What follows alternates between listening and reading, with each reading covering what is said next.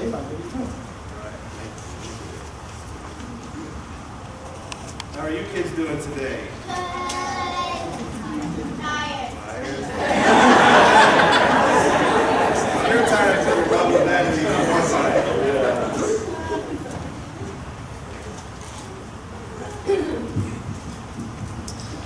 So today, the speaker is going to talk from the book of Jeremiah, and there's one verse that I want to talk about, and I'm going to talk to you guys about today.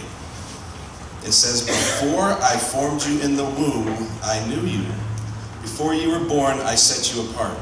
I appointed you as a prophet to the nations." And this is in the book of Jeremiah. Is Jeremiah in the Old Testament or the New Testament? Does Jeremiah sound like an older name or a newer name? Older, okay, there we go. Although I do know some younger Jeremiahs. So Jeremiah was appointed, which means he was chosen by God to do a specific work and to be a prophet for the nations. And that word prophet means he was to teach people about God. And God has a purpose for each Christian, and for some he has appointed or chosen specific work. So before I give you my little message, I have 4 examples from the Bible of people that God chose to do specific work for him. And I'm going to dress up in them. So let me bring this over here. There's no Chef Boyardee money today, in case anybody just wanted to. Okay.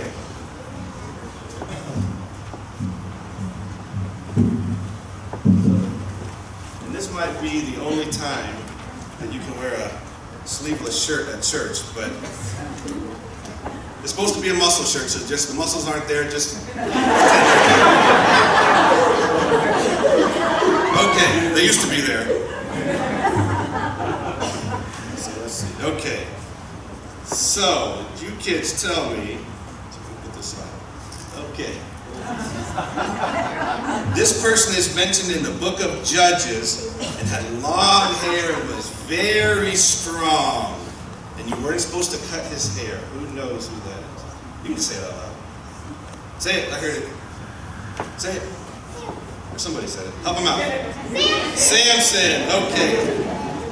And the Bible says that Samson was set apart to God from birth. And we learned that Jeremiah was set apart also. So here's my next. Well, hold on. Okay. So, this is supposed to be a staff. It wasn't long enough. So, I've got a slingshot, I became a king, and I've got a staff to help the sheep. So, who do you... Shepherd, very good, yes. David, very good. All right. I don't think my wife appreciates all the charge from the dog. Okay. In the book of 1 Samuel, it says that David was anointed, or again chosen, and the Spirit of the Lord was upon him. Okay, this one's kind of gross. So, I brought in some honey and a locust. So you run around wearing this Jordan shirt. So this person ate honey and locust, and he baptized people in the Jordan River. So whoever that was, thank you. So who do you guys remember who from the Bible lived in the wilderness, baptized people in the Jordan River? John the Baptist. Or as some people call him, see, look at this little thing. This is fake, it's not real. So you're right, John the Baptist. Or some people call him JTB. I asked Megan about that. She said nobody's gonna call him that. And then, and John the Baptist, it says in the Bible, he was great in the sight of the Lord, and he was filled with the Spirit. And this is the last person. This person is mentioned many times in the New Testament, but in Galatians it says that he was set apart. So this person, in the book of Acts, it says, a bright light from heaven flashed, and a voice said, "Why do you persecute me?" On the way to... Jesus was the one that said that, yes. But this person was on the way to Damascus, and a light came. Yes, Nolan.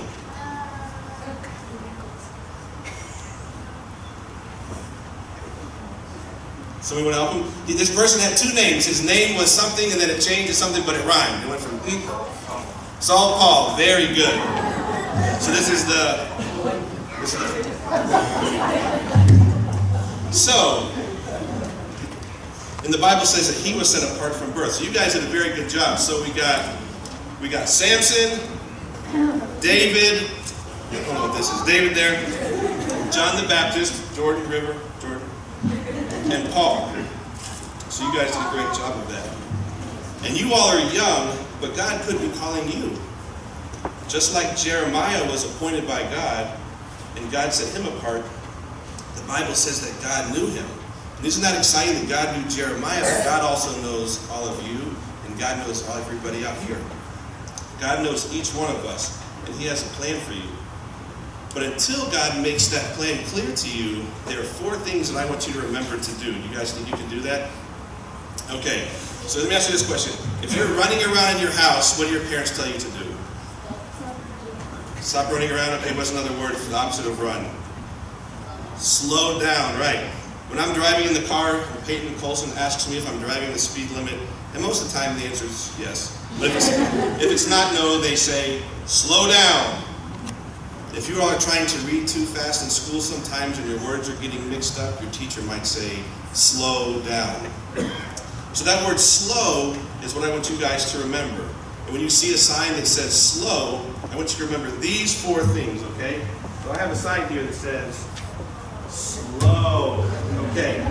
So the S stands for serve. And then we do this for God is by helping our family and helping others. The L is love.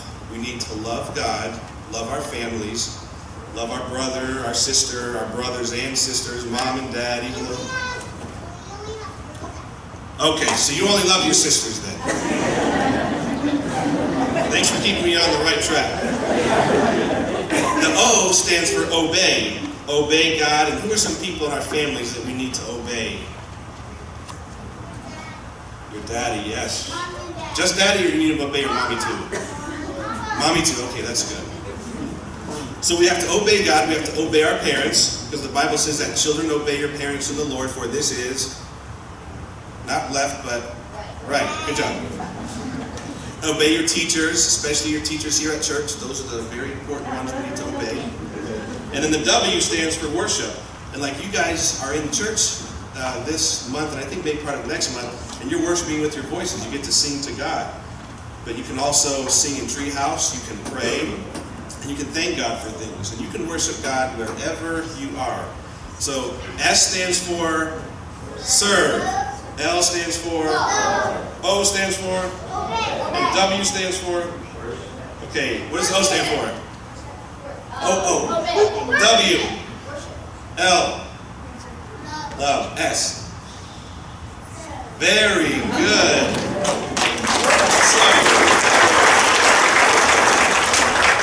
So, for those of you that are relatively new, I do like to do a lot of little rhymes and things. So I have one, that's it, one verse, but this is for the kids.